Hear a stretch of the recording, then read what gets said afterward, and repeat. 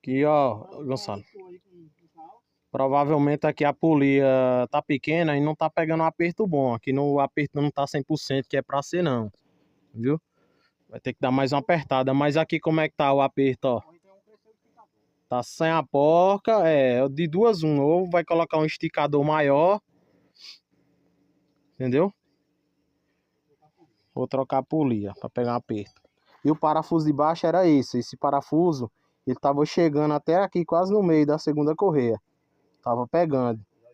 Aí ajustei aqui, coloquei uma porca lá do outro lado para ele voltar. Coloquei uma porca lá do outro lado. Uma porca entre... Deixa eu ver se dá pra ver. Aí, ó, tá vendo? Coloquei a porca aí para poder o parafuso retornar mais para ele não pegar na correia. Aí é isso, viu? Ela tá rodando assim, só que não pode não, ó. Tá já no final do final, ó.